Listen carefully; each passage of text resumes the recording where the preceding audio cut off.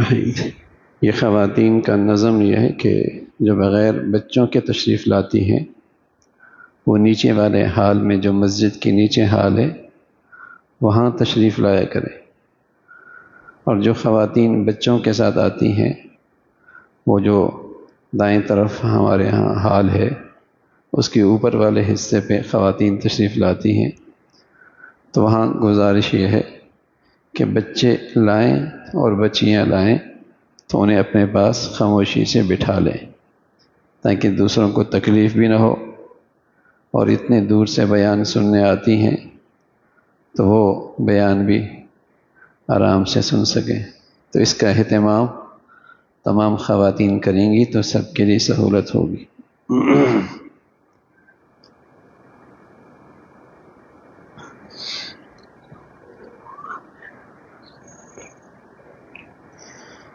الحمد لله والصلاة والسلام على سيدنا محمد وعلى آله وأصحابه أجمعين۔ الحمد لله والصلاة والسلام على سيدنا محمد وعلى آله وأصحابه أجمعين، أما بعد فأعوذ بالله من الشيطان الرجيم، بسم الله الرحمن الرحيم۔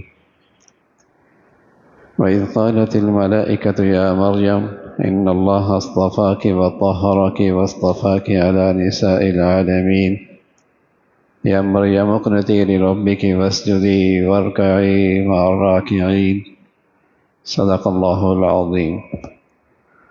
اللهم صل على سيدنا محمد وعلى آل سيدنا محمد وبارك وسلم، اللهم صل على سيدنا محمد النبي الأمي وعلى آله وأصحابه وسلم۔ میرے معزز مسلمان بزرگوں، عزیز بھائیوں اور امت مسلمہ کی مقدس ماں اور بہنوں، ہر مرد کسی عورت کی تربیت گاہ سے ہو کے آتا ہے۔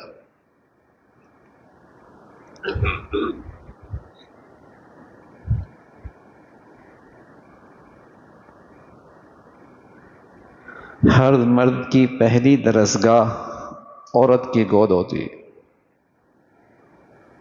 باپ ہے تو بیٹا بھی تو تھا، شوہر ہے تو کسی کی اولاد ہے،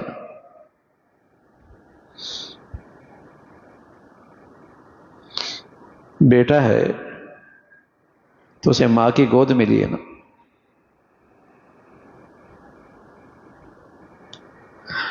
ہر مرد کسی عورت کی پہلی درسگاہ سے ہو کے آتا ہے۔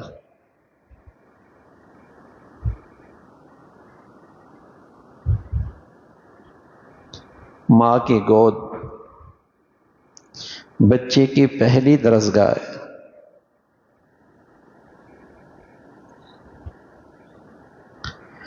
اس لیے یہ بات سچ ہے، عورت بنتی ہے، فرد نہیں بنتا، خاندان بنتا ہے، قومیں بنتی ہیں۔ عورت کی گود نیکی اور تقوی اور علم سے خالی ہو جائے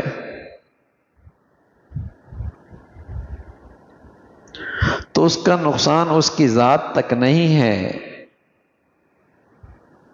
اس کا فساد پورے معاشرے اور سوسائٹی پر ہے۔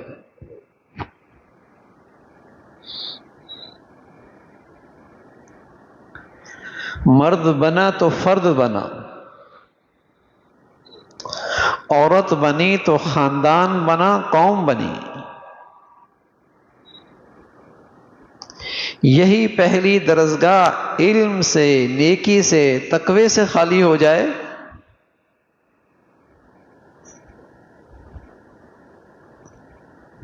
نہ گھر اچھا رہتا ہے، نہ سوسائٹی اچھی رہتی ہے۔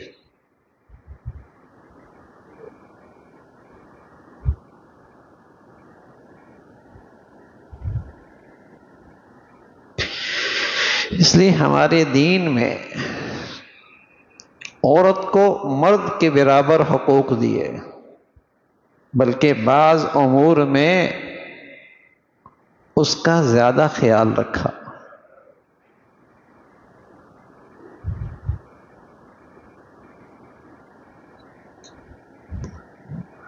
بعض امور میں اس کی زیادہ رعایت رکھی گئی،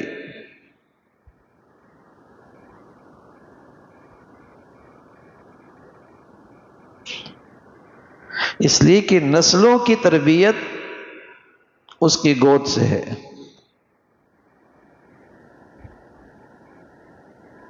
اس لیے اس امت میں جیسے مردوں کے کارنامے ہیں، عورتیں بھی ان کارناموں میں پیچھے نہیں، بہت آگے۔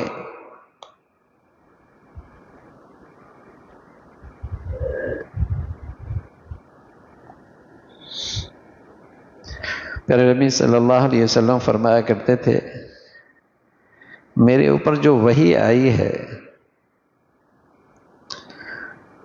اس وحی کا آدھا علم تو میرے سارے صحابہ سے سیکھو، اور اس کا دوسرا حصہ تنہا حضرت عائشہ سے سیکھو۔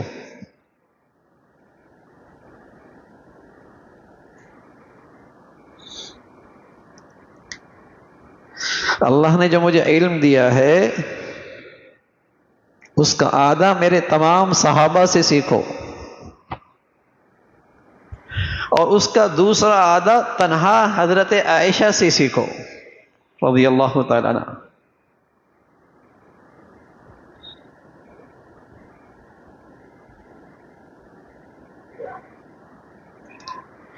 اس امت کے تفسیر کے سب سے بڑے امام عبداللہ ابن عباس رضی اللہ تعالیٰ عنہ، سب سے بڑے امام تفسیر کے، اور وہ شاگرد ہیں حضرت عائشہ کے رضی اللہ تعالیٰ عنہ۔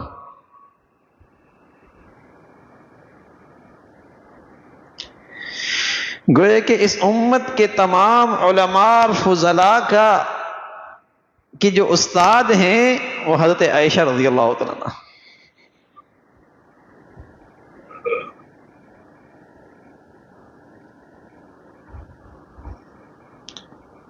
عجب احسانات ہیں اس امت پر اس خاتون کے۔ ایک مرتبہ حضرت عائشہ فرماتی ہیں، اللہ کے نبی صلی اللہ علیہ وسلم نے مجھے ایک حدیث سنائی اور فرمایا، جس ماں کا بچہ، ایک بچہ، دو بچے، تین بچے، دودھ پیتے کی عمر میں انتقال کر جائیں، دودھ پیتے کی عمر میں انتقال کر جائیں تو وہ اللہ تعالی سے کل قیامت میں جھگڑا کر کے اپنے ماں باپ کو جنت میں داخل کرائیں گے۔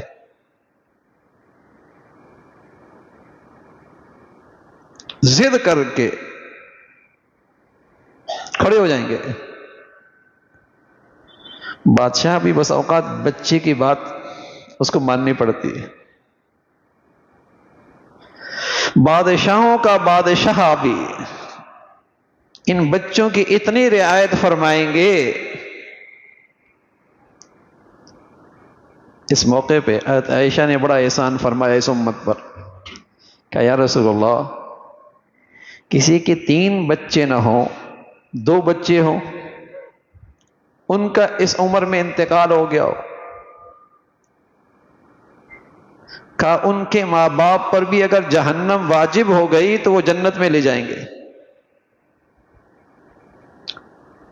فرمایا یا رسول اللہ، کسی کا ایک ہی ہو، فرمایا وہ بھی لے جائے گا۔ کہ یا رسول اللہ، جو بھی پیدا نہیں ہوا اور اس کا حمل ضائع ہو گیا، سانس آ گئی، حمل ضائع ہو گیا، کہ عائشہ یہ بچہ بھی اپنے ماں باپ کو جنت میں لے جائے گا۔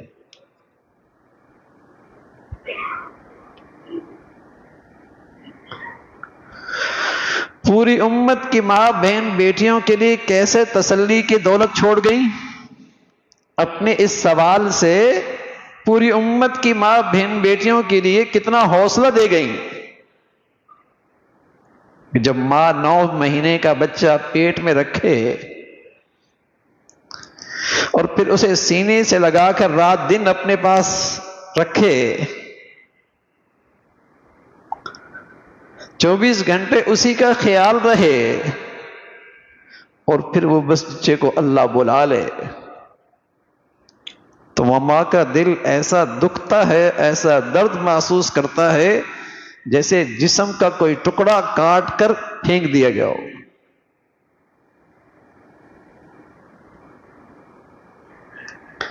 لیکن جب اس ماں کو یہ حوصلہ مل جاتا ہے کہ وہ بچہ میرے لیے نجات کا ذریعہ ہے،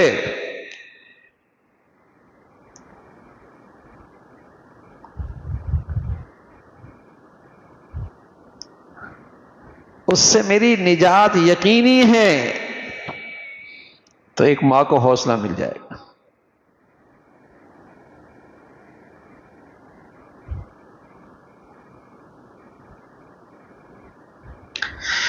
تو اس امت کی عورتیں اس امت پر بڑا احسان کر کے گئی ہیں۔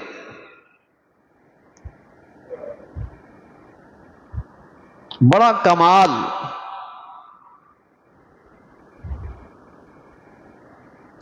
بڑا تقوی، بڑا حوصلہ۔ یوں تو مرد کا دل عورت کے مقابلے میں زیادہ قوی ہوتا ہے،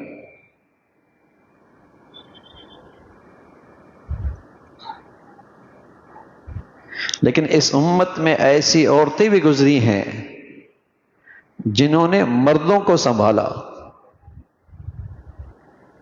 انہیں حوصلہ دیا۔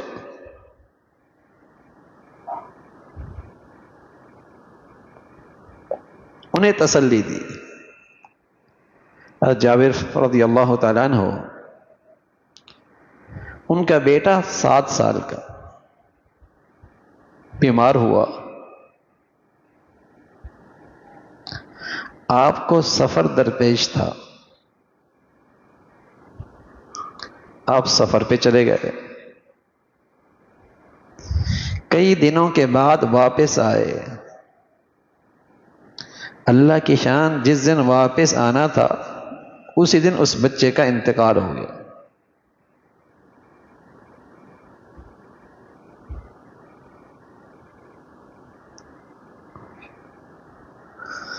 اب اس عورت کا حوصلہ دیکھیے، تحمل دیکھیے، اس خیال سے کہ اگر آتے ہی شوہر کو یہ خبر ملے گی تھکی ہوئی ہیں اور تھکاوٹ سے تکلیف ہوگی، سفر میں تھے، کچھ کھایا پیا نہیں ہوگا اور بھوکے رہیں گے، غسل دیا، کپڑے پہ لٹا دیا، کپڑا ڈال دیا،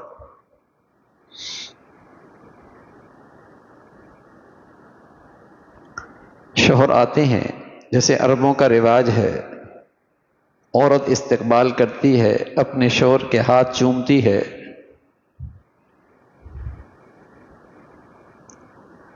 پوچھتے ہیں بچے کا کیا حال ہے؟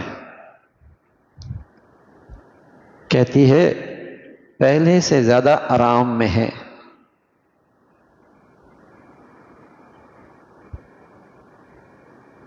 پہلے سے زیادہ آرام میں۔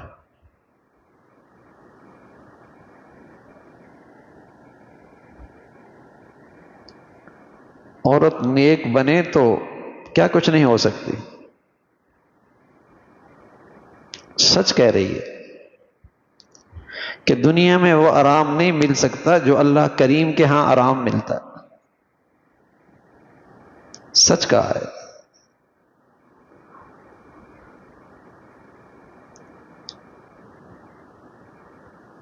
پھر کہنے لگی آرام سے کھا لیا، آرام کیا، کہنے لگی کوئی آپ کے پاس امانت رکھوائے ایک وقت تک کے لیے، اور پھر وہ امانت کا واپس لٹانے کا وقت آ جائے تو اس امانت کے لٹانے پہ کیا آپ کا دل گھٹے گا؟ دل بیٹھے گا؟ یا خوشی خوشی وہ امانت واپس کر دو گے؟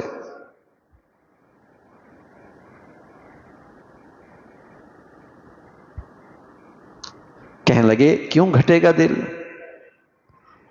جب وقت پورا ہو گیا اور اپنی امانت واپس لے رہے ہیں تو خوشی خوشی اس کی امانت واپس لیں گے۔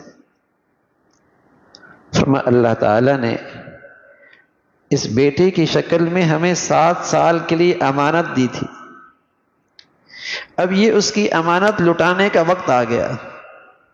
اللہ تعالیٰ نے اپنی یہ امانت اپنے قاصد کے ذریعے واپس لے لی۔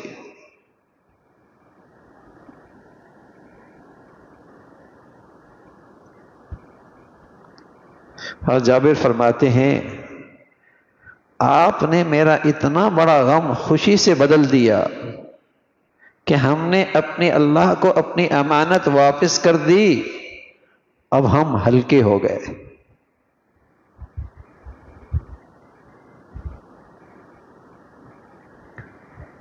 امانت کی ذمہ داری ختم ہو گئی، ہم ہلکے پھلکے ہو گئے۔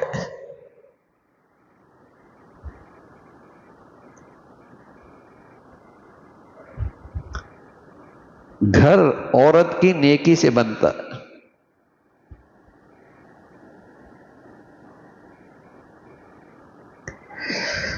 گھر عورت کی سلیقے سے بنتا ہے۔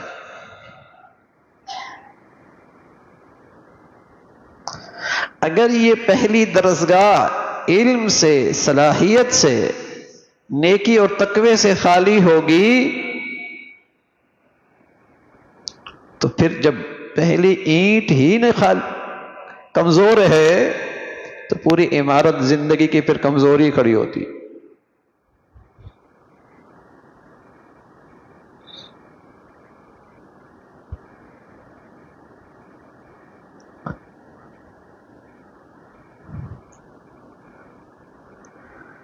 اب پوری توجہ ہمارے رواج میں اس کی ظاہری شکل و صورت پہ ہو کے رہ گئی، حالانکہ وہ اتنی ناپائیدار ہے، ایک بخار کی مار ہے۔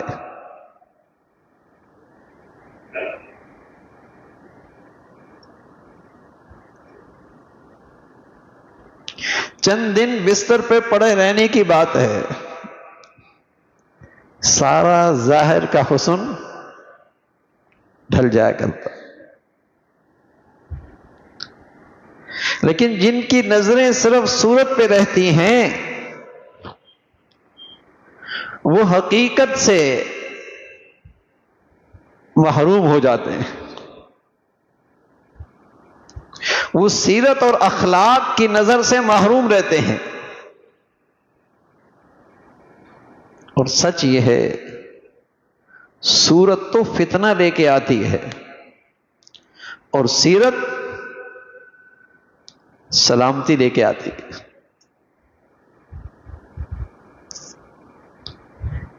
صورت تو آزمائش اور فتنہ لے کے آتی ہے، سیرت اور کردار تعمیر اور سلامتی لے کے آتی ہے۔ حضرت یوسف علیہ السلام اپنی صورت سے مصیبت میں پڑ گئے،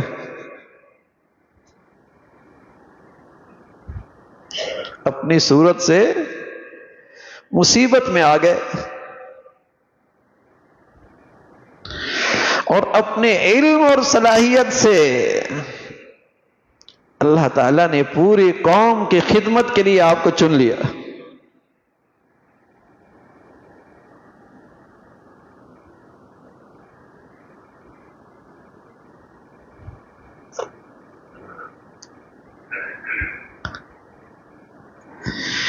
تو اس امت کی تعمیر گھر سے تھی، عورت سے تھی۔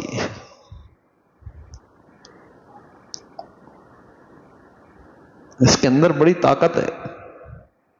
حضور علیہ الصلوۃ والسلام نے ایک موقع پہ ایک خوبی بھی بیان کی اس کی، اور اس کی ایک خامی بھی بتائی، اس کی قوت بھی بتائی اور اس کی ایک خامی بھی بتائی۔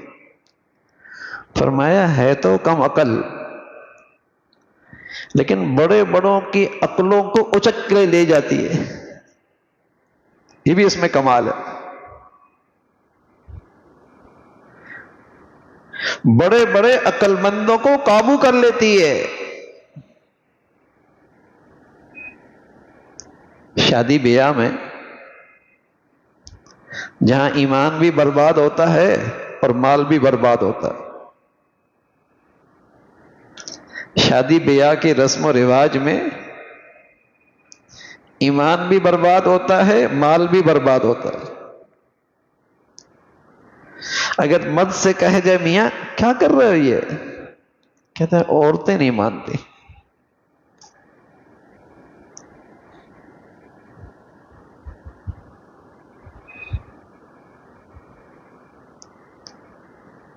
ایمان دین بھی برباد ہو رہا ہے، مال بھی برباد ہو رہا ہے. اور کہا جائے کہ میاں کیا کر رہے ہو، کیا کریں، عورت نہیں مانتی. وہ حاکم ہے، یہ اس کا فرما بردار ہے.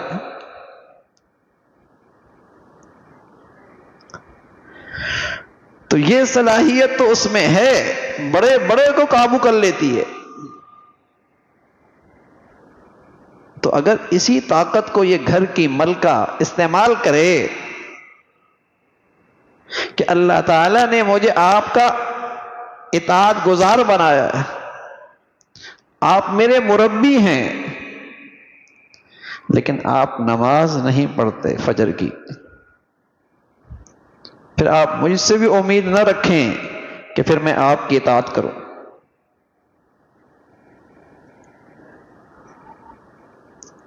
یہاں بھی زور لگائے نا، یہاں بھی اپنی قوت دکھائے، یہاں بھی اس کو قابو کر لے. کتنی بیٹیاں بہنیں ہیں جہاں جاتی ہیں گھروں کی زندگیاں بدل دیتی.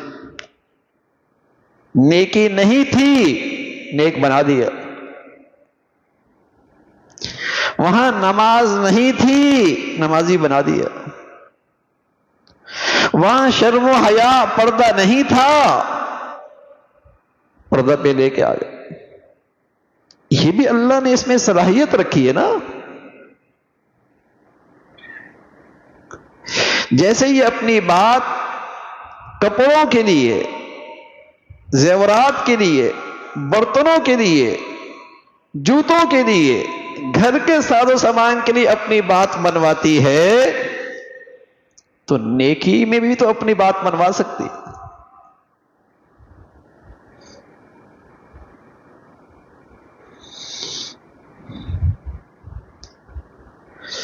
وہاں یہ اپنا کمال دکھائے تو گھر کی درسگاہ آباد ہو جائے،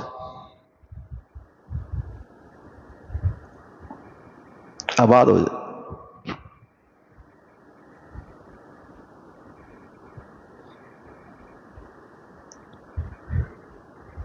اس امت کی سب سے بڑی خاتون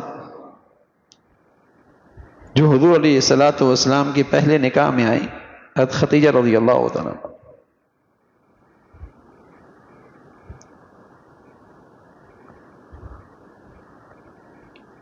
جب آپ علیہ الصلوۃ والسلام نے پہلی مرتبہ حضرت جبرائیل امین کو دیکھا اپنی اصلی شکل میں غار حرا میں، اور ایسا دیکھا کہ ان کے جسم سے پوری جہاں گویا کہ بھر گیا. ایک کندھا جنوب کی طرف، دوسرا کندھا شمال کی طرف، سینہ اور مشرق مغرب میں، سر آسمانوں پہ، ادھر زمین پر، پوری ہیبت کے ساتھ دیکھا. واپس آئے تو اپنی اہلیہ سے کہنے لگے زملونی زملونی زملونی لقد خشیت علی نفسی. چادر اڑائیں، چادر اڑائیں، ایسا لگتا ہے جان نکل رہی ہے، جان نکل رہی.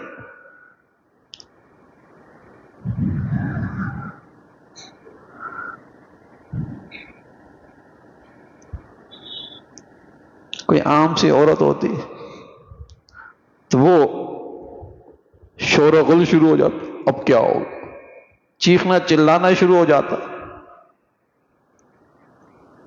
کیا حوصلہ ہے.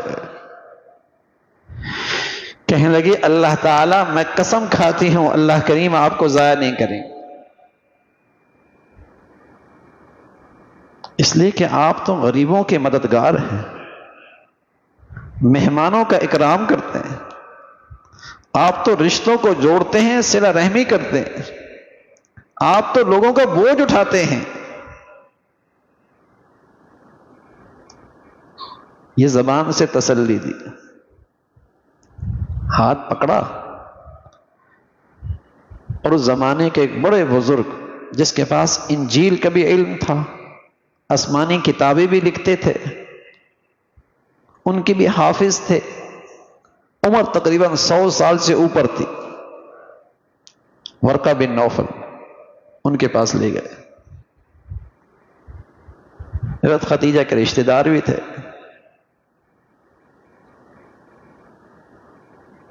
آپ سے کہا ان سے اپنی بات کرو. وہ کہنے لگے یبن اخی ما ترا، اے میرے بھائی کے بیٹے، اے میرے بھتیجے، کیا دیکھا ہے تم نے، بتاؤ کیا ہوا، کیا دیکھا ہے. میرے نبی صلی اللہ علیہ وسلم نے اپنی حالت بتائی، کیفیت بتائی، جو منظر دیکھا اس کی تفصیل بتائی. تو کہنے لگے یہ وہی ہیں جو موسیٰ علیہ السلام پہ آیا کرتے تھے، یہ تو وہی لے کے آئے، یہ تو اللہ کے فرشتے ہیں. ابشر ابشر، خوشخبری لو خوشخبری لو، تم وہی ہو جن کا تذکرہ ہم نے آسمانی کتابوں میں دیکھا، تم اللہ کے آخری رسول ہو. لیکن کہنے لگے مجھے افسوس ہے، جب تم دنیا میں دعوت دینے کے لیے نکلو گے میں نہیں ہوں گا، اس لیے کہ میری عمر 100 سال سے اوپر ہو چکی ہے.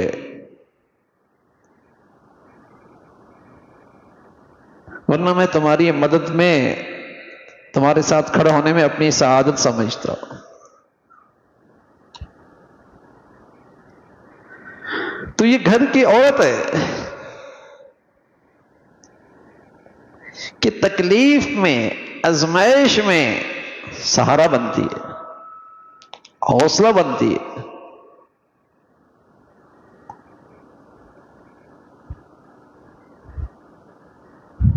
نہ یہ کہ آزمائش کی گھڑی میں اس کا طرز عمل تکلیف کو اور بڑھا دے، اس کا رویہ تکلیف کو اور بڑھا دے،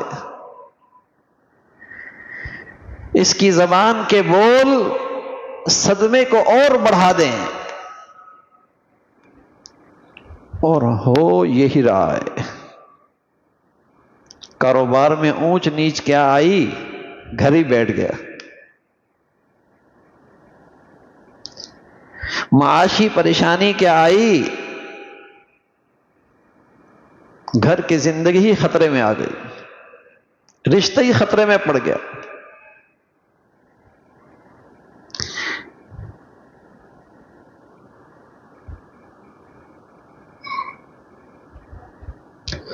تو جب عورت نیکی سے، تقوی سے اور دین کی سمجھ اور علم سے خالی ہوتی ہے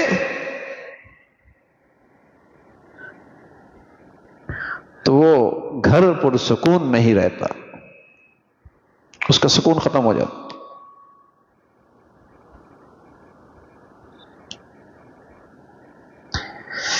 کسی گھر کی بہت بڑی خوبیاں ہیں جو وہاں گھر کی عورت میں آ جائے. سادگی، قناعت، شکر.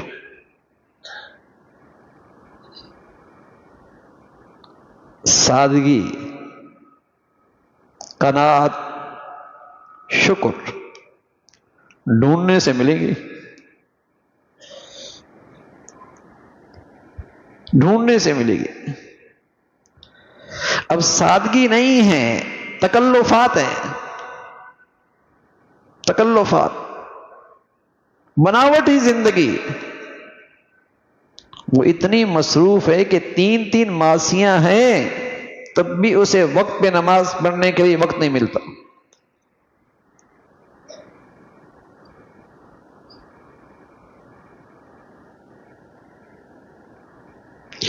تب بھی اس کی زندگی میں کوئی تلاوت، کوئی ذکر، وقت نہیں ہے.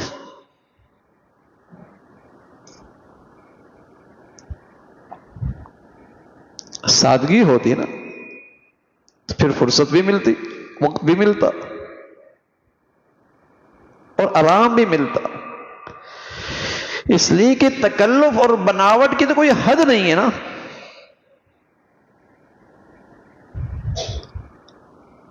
تکلف اور بناوٹ کا مطلب یہ کہ دوسروں کو اچھا لگے، دوسروں کو اچھا لگے. اس میں تو آدمی ہر وقت ہی پریشان رہتا ہے کہ اچھا لگا یا نہیں لگا.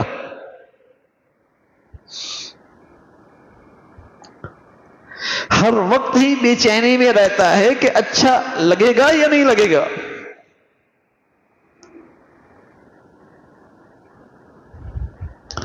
راحت سادگی میں تھی، راحت سادگی میں تھی.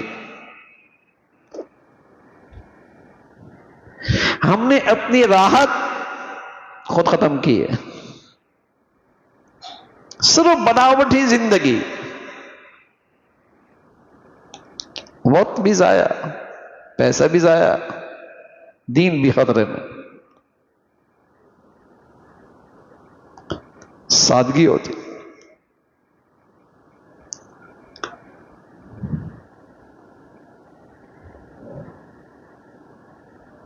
یہ گھروں کی زندگی کی ایک مصیبت آ گئی ہے.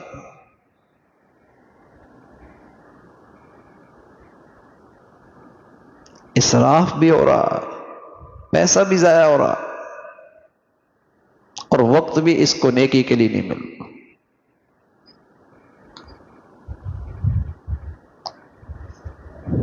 وقت ہی نہیں ہے اس کے پاس.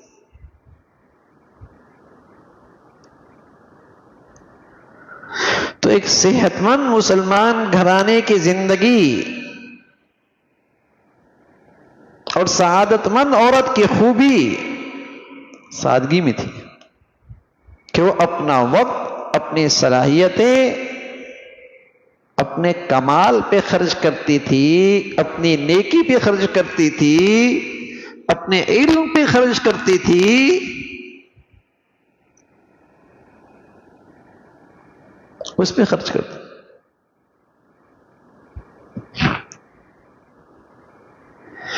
دوسری خوبی تھی قناعت، اس لیے کہ قناعت نہیں تو حرص و ہوس.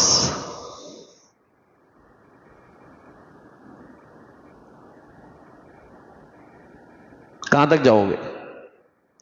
کوئی تو تمہیں اس سے آگے نظر آئے گا اور کوئی اس سے بھی آگے نظر آئے گا اور کوئی اس سے بھی آگے نظر آئے گا.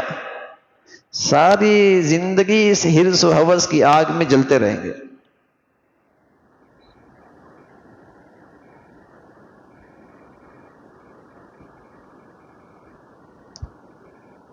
ہم کہتے ہیں بس یوں سیٹنگ ہو جائے پھر بس ٹھیک ہے.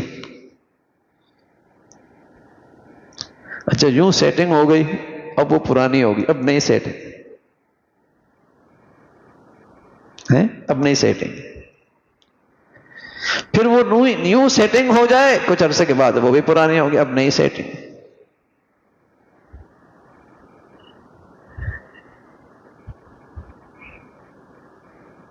اس دفعہ چھٹیوں میں ہم جائیں گے کہیں، چلے گئے. اگلے سال ہم باہر جائیں گے، اچھا وہاں بھی چلے گئے. اب اس سے آگے ہم کہیں اور جائیں گے. کوئی حد ہے؟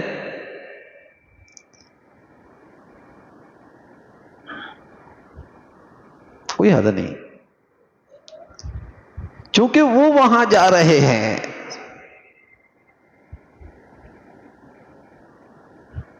تو کوئی اس سے بھی آگے جائے گا، پھر کہاں جائیں گے؟ اگر یوں زندگی دوسروں کو دیکھتے دیکھتے گزارو گے تو اپنی زندگی کا سکون ختم کر دو گے. یہ سکون کا راستہ نہیں ہے، یہ عقل مند لوگوں کا راستہ نہیں ہے. عقل مند لوگ اپنی زندگی اپنی چادر میں رہ کر خوبصورت بنایا کرتے ہیں.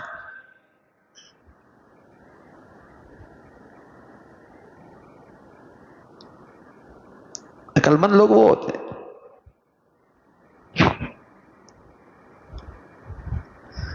تو بس نہیں ہے. اور اگر ہم اپنے بچے اور بچیوں کی یہ تربیت نہیں کریں گے، گھر کی درسگاہ میں یہ سبق نہیں ملے گا، تو پھر ایک دن آئے گا وہ باغی بھی بن جائے کہ ذہن سازی نہیں کی، ماحول نہیں دیا، اور وہ باہر کی دنیا دیکھ رہے ہیں.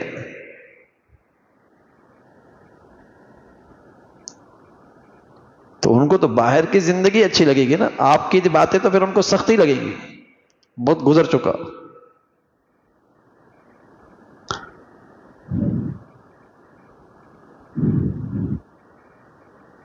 تو یہ ساری چیزیں مسلمان گھرانے کی پہلی درسگاہ میں نظر آتی تھی. وہیں سے بنیاد پڑتی تھی بچوں کی تربیت کی.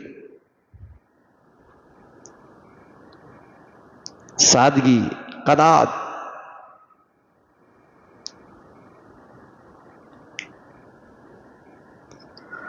اور جب سادگی اور قناعت ہوگی تو شکر بھی ہوگا. سبحان اللہ. سوچ اتنی عجیب ہو گئی کہ صرف چیزوں کے پیچھے پڑے ہیں، نقشوں کے پیچھے پڑے ہیں، مادی وسائل کے پیچھے پڑے ہیں. یہ نہیں دیکھتے کہ سکون بھی ہے کہ نہیں، راحت بھی ہے کہ نہیں، دل کو کہیں ٹھہراؤ اور خوشی بھی ہے کہ نہیں.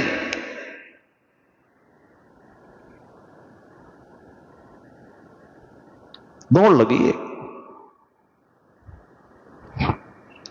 تو اللہ تعالی نے ایک بزرگ خاتون کا تذکرہ کیا، وَإِذْ قَالَتِ الْمَلَائِكَةُ يَا مَرْيَمْ إِنَّ اللَّهَ اصْطَفَاكَ، کہ وہ بزرگ خاتون اللہ کے ہاں اتنا بڑا مقام پایا کہ اللہ کے فرشتے ان سے باتیں کر رہے.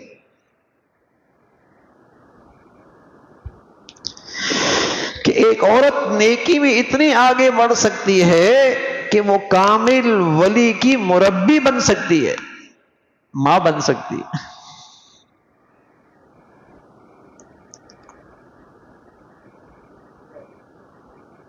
ماں بن سکتی. اور اللہ تعالی براہ راست اس کے دل میں الہام کر سکتے ہیں،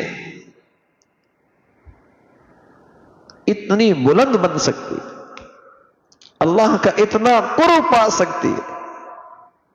اس امت میں مائیں بہن بیٹیاں مفسر بھی، محدث بھی، مورخ بھی، شاعرہ بھی ساری گزری ہے، لیکن ان کے لیے پاس وقت کہاں سے آیا؟ دنیا میں قناعت، شکر، سادگی اور اپنی سیرت بنانے میں لگی ہوئی.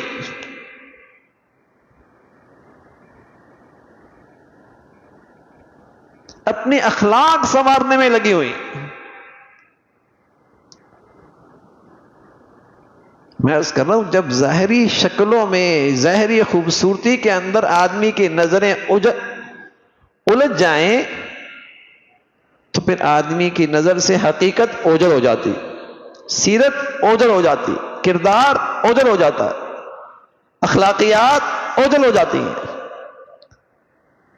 وہ انہی چیزوں کو زندگی کا مقصد بنا لیتا ہے، اور یہ ہے بڑی ناپائیدار، ہے بڑی ناپائیدار.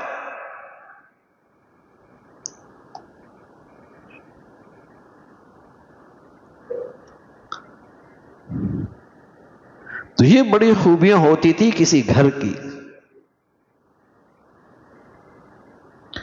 اور گھر کے ماحول میں اس کی فکر ہوتی تھی کہ ہمارے بچے اور بچیوں میں یہ خوبیاں پیدا ہو جائیں. ہر وقت ان کے اندر شکر ہو.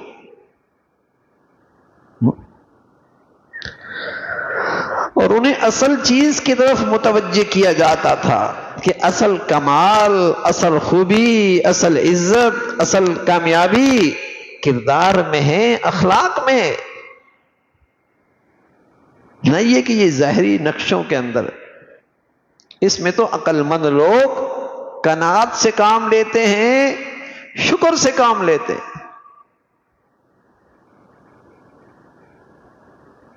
شکر سے کام لیتے.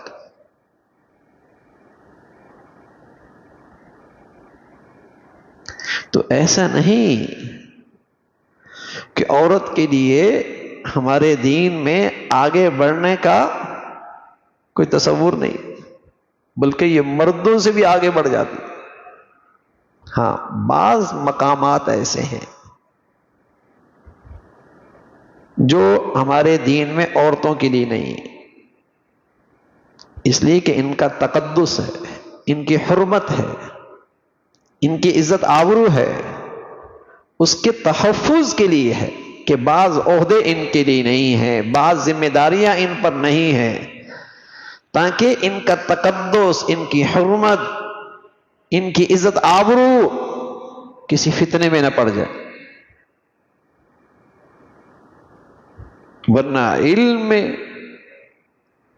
نیکی میں، ولایت میں، تربیت میں، کمالات میں جیسے مردوں کے لیے دروازہ کھلا ہے، عورتوں کے لیے بھی کھلا. ان جگہوں سے اسلام نے عورت کو روکا جہاں یہ کسی فتنے میں مبتلا ہو سکتی.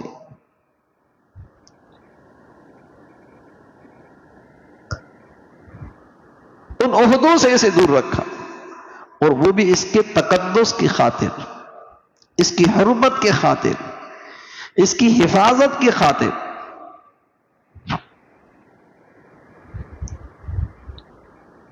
تو ہمارے دین میں جہاں اللہ تعالیٰ نے مرد کو اپنے قرب کے سارے درجات اس کے لیے رکھے ہیں، بس رسول نہیں بن سکتا، نبی نہیں بن سکتا، ایسی عورت بھی اللہ کے قرب میں یہ سارے درجات حاصل کر سکتی.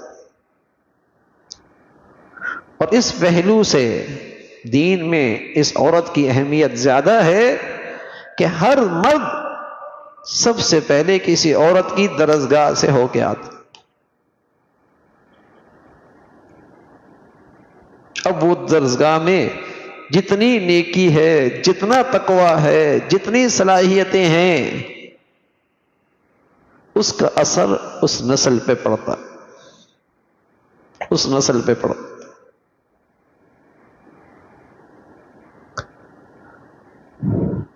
بس اوقات ہم مردوں کی بھی کمزوری ہوتی ہے، ہم تو جہاں بھی جائیں دین کی بات سن لیتے ہیں، کہیں بھی پہنچ جاتے ہیں، لیکن بس اوقات ہم اپنی بچیوں کو اور اپنے گھر والوں کو اس ماحول سے محروم رکھتے ہیں.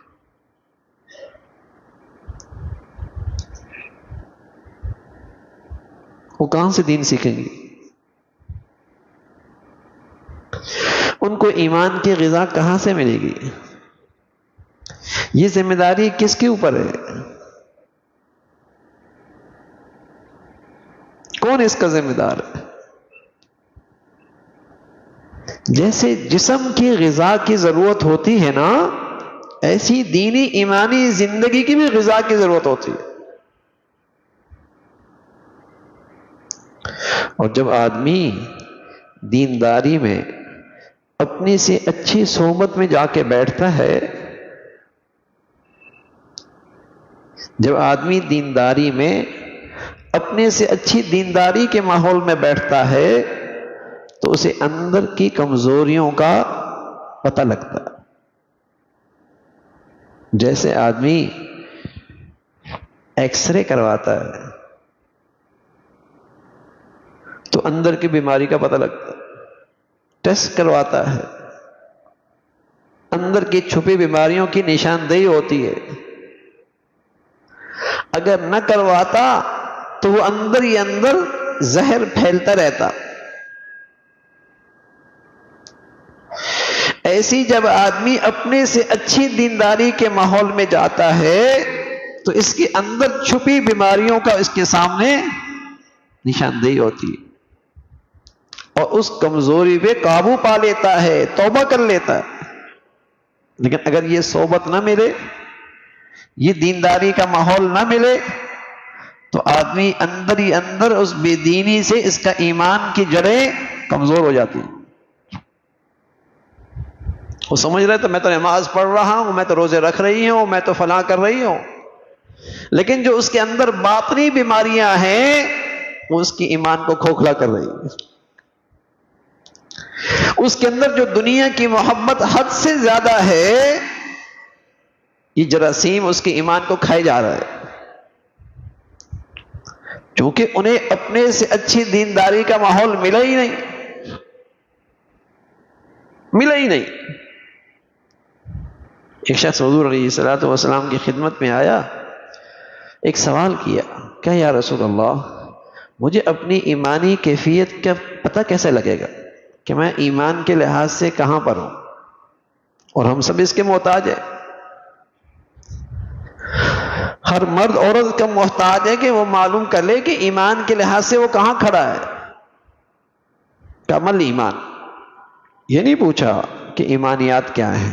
ظاہر ہے ایک تو ایمانیات ہے، اللہ کی وحدانیت پر ایمان لانا، اللہ کے رسول کی رسالت پر آپ کو آخری رسول ماننا، اللہ کی کتابوں پر ایمان لے کے آنا، قرآن کی سچائی پر ایمان لے کے آنا، آخرت کی زندگی پر، مرنے کے بعد کی زندگی جنت جہنم پر ایمان لے کے آنا، تقدیر پر ایمان لے کے آنا.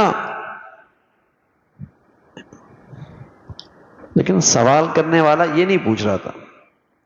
سوال کرنے والا یہ پوچھ رہا تھا کہ مجھے کوئی ایسی علامت بتائیں کہ میں اپنے ایمان کا اندازہ کر سکوں کہ کس حال میں ہے بھی یا نہیں، صحت مند ہے یا بھی کمزور ہے، کوئی ایسی علامت بتائیں. تو حضور علیہ الصلوۃ والسلام نے بتایا، اور وہ ہم بھی دیکھیں. فرمایا اذا سرت کا حسنتک وساءت کا سیئتک فانت مومن. دو سلسلے ہیں نا، نیکی کے اور بدی کے، نیکی کے اور برائی کے دو سلسلے ہیں. تو فرمایا کہ اگر تمہیں نیکی کرنے سے خوشی ہو اور سرور آ جائے، اور بدی اور برائی کرنے سے تمہیں پریشانی اور دکھ ہو، اگر یہ کیفیت ہے تو سمجھو تمہاری ایمان کی کیفیت ٹھیک ہے. جیسے ایک حس ہوتی ہے نا، آدمی میں حس ہوتی ہے کہ انگارے کو ہاتھ لگاتا ہے تو گرم لگتی ہے، برف پہ ہاتھ رکھتا ہے ٹھنڈک لگتی ہے، زبان پہ نمک رکھتا ہے نمکین لگتا ہے، اسی زبان پر چینی رکھتا ہے میٹھی لگتی ہے، اسی زبان پر مرچیں رکھتا ہے کڑوی لگتی ہے. تو کیا مطلب؟ اس کی حس ٹھیک ہے، یہ صحت مند ہے، صحت مند ہے. لیکن یہ حس خراب بھی ہو جاتی ہے، یہ حس خراب بھی ہو جاتی ہے کہ میٹھی چیز بھی کڑوی لگنے لگتی ہے. فالج گر جائے تو پتھر آگ پہ رکھنے سے بھی، انگارہ رکھنے سے بھی تپش محسوس نہیں ہوتی، برف پہ ٹکڑے پہ رکھنے سے بھی ٹھنڈک محسوس نہیں ہوتی. حس خراب ہو جائے تو نمکین نہیں لگتا، تو کیا ہوتا ہے؟ بیمار ہے، بیمار ہے. ایسا ہی ہے. ایسی میرے عزیزو ایک باطنی حس بھی ہوتی ہے، ایک باطنی حس بھی ہوتی ہے کہ اس باطنی حس سے نیکی سے خوشی ہوتی ہے، اس میں لذت آتی ہے، سرور آتا ہے. اور گناہ سرزد ہو جائے تو پریشانی ہو جاتی ہے. یہ علامت ہے کہ ایمان ٹھیک ہے، اس لیے اس کی باطنی حس ٹھیک ہے.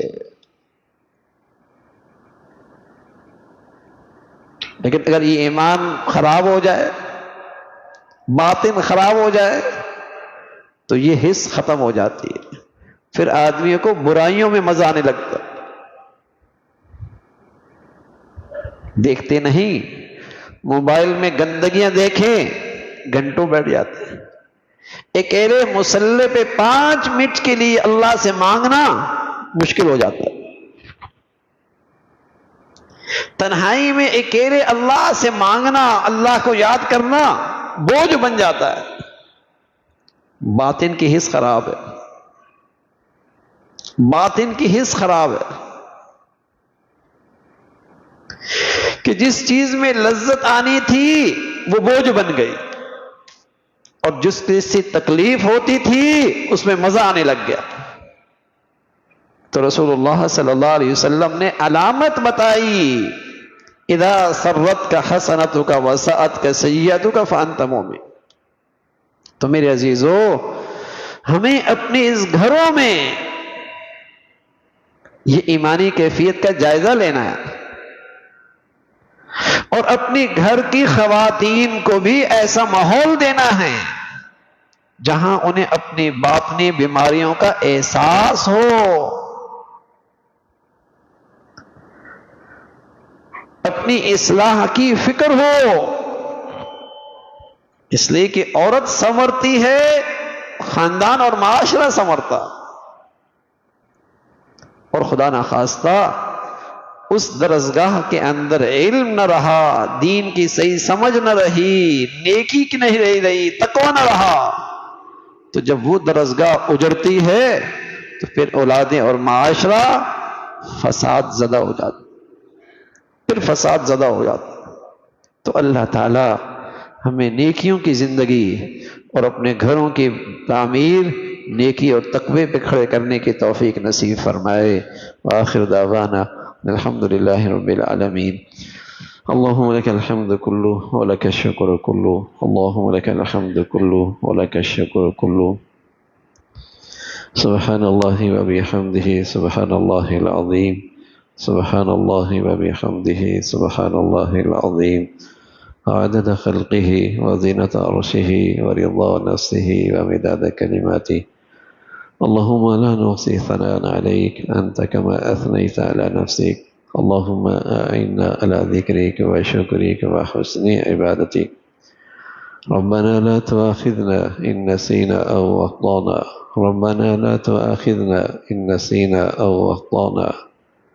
ربنا اغفر لنا ذنوبنا وإسرافنا في أمرنا وثبت أقدامنا وانصرنا على القوم الكافرين. يا حي يا قيوم برحمتك نستغيث، يا حي يا قيوم برحمتك نستغيث. أصلح لنا شأننا كله ولا تكلنا إلى أنفسنا طرفة عين. اللهم إنا نسألك العفو والعافية في الدنيا والآخرة. اللهم إنا نسألك العفو والعافية في الدنيا والآخرة. یا ارحم الراحمین، جو کچھ کہا سنا عمل کی توفیق نصیب فرما. ایمان والی، عافیت والی، صحت والی زندگی عطا فرما. اے مولا کریم، ہمیں اپنے گھروں میں پورے دین پہ چلنا ہم سب کے لیے آسان فرما. ہمارے بچے بچیوں کو نیکیوں کا شوق نصیب فرما، نیکوں کی صحبت نصیب فرما. اے مولا کریم، ہمیں اپنے بچے بچیوں کی تعلیم، تربیت، زندگی کے صحیح فیصلے کرنے کی توفیق نصیب فرما. جو ان کی تعلیم و تربیت میں کوتاہی کر بیٹھے اپنی رحمت سے معاف فرما. اولادوں کے آزمائشوں سے محفوظ فرما، نافرمانیوں سے محفوظ فرما. ہمیں اپنے بڑوں کے لیے صدقہ جاریہ بنا. ہماری اولادوں کو ہمارے لیے راحت کا، ہماری آنکھوں کی ٹھنڈک بنا. یا ارحم الراحمین، تمام حاضرین حاضرات، سامعین سامعات کی تمام جائز حاجات کو پورا فرما، مشکلات کو آسان فرما، پریشانیوں کو ختم فرما، بری زندگی سے، بری موت سے، برے حالات سے محفوظ فرما. اے مولا کریم، اپنے پسند کا جینا نصیب فرما، اپنے پسند والی زندگی عطا فرما، کلمے والا خاتمہ نصیب فرما. اے مولا کریم، جیسے آپ کو جینا پسند ہے ویسی زندگی نصیب فرما، جیسے دنیا سے جانا آپ کو پسند ہے اے اللہ ویسے خاتمہ نصیب فرما. یا ارحم الراحمین، اپنے فضل سے ہمیشہ حلال عطا فرما، برکت والا عطا فرما، حرام سے محفوظ فرما۔ اے مولا کریم ہمیشہ حلال عزت کے ساتھ، ایمان عزت آبرو کی حفاظت کے ساتھ عطا فرما۔ اے مولا کریم اپنے فضل سے جو بچیاں گھروں میں ہیں ان کے لیے نیک صالح رشتوں کا انتظام فرما، جو بچیاں گھروں میں جا چکی ان کے گھروں کو محبت اور تقوی سے آباد فرما۔ یا ارحم الراحمین اپنے فضل سے ہمیں سلامتی عطا فرما، ہمارے شہر کو سلامتی عطا فرما، ہمارے ملک کو سلامتی عطا فرما، یا نیکی کی اور خیر کی اور تعمیر کی قوتوں کو غلبہ نصیب فرما، تخریب کی اور بے دینی کی اور بے حیائی کی طاقتوں کو ختم فرما۔ اے مولا کریم جو ہمارے ملک میں بے دینی کو، فحاشی کو، بے دینی کو اور نفرتوں کو فروغ دے رہے، بدامنی کو فروغ دے رہے، ان کے شر سے اہل وطن کو محفوظ فرما۔ یا ارحم الراحمین یا ایمان ہدایت کی فضاؤں کو عام فرما، مسلمانوں کو ایمانی اسلامی اخوت عطا فرما، پوری امت اسلامیہ پہ رحم فرما، تمام بلاد اسلامیہ کی حفاظت فرما۔ اے مولا کریم جو رنگ، نسل، وطن، علاقوں کی بنیاد پر مسلمانوں میں نفرتوں کا بیج بو رہے، ان کے ظلم اور شر سے مسلمانوں کی حفاظت فرما، مسلمانوں میں اسلامی ایمانی بھائی چارہ عام فرما، پوری امت اسلامیہ پہ رحم فرما، اہل اسلام کو نیک صالح قیادت نصیب فرما، جو بھی جہاں کہیں بھی تیرا دین کا کام اخلاص سے کر رہے، جو تیرے ہاں مقبول ہیں، اے مولا تو ان کی مدد اور نصرت فرما، ان کی محنتوں قبول فرما کر، قربانیوں قبول فرما کر دین کو سربلندی عطا فرما، غزہ اور فلسطین کے مسلمانوں کے لیے آسانیاں فرما۔ اے مولا کریم وہاں اپنے قدرت کے عجائبات دکھا، اے مولا کریم ان کی قبلہ اول کے خاطر قربانیاں، شہادتیں، اس کے بدولت امت میں دینی ایمانی بیداری پیدا فرما۔ ربنا تقبل منا انك انت السميع العليم وتب علينا انك انت التواب الرحيم، وصلى الله على سيدنا محمد وعلى آله واصحابه اجمعين برحمتك يا رب۔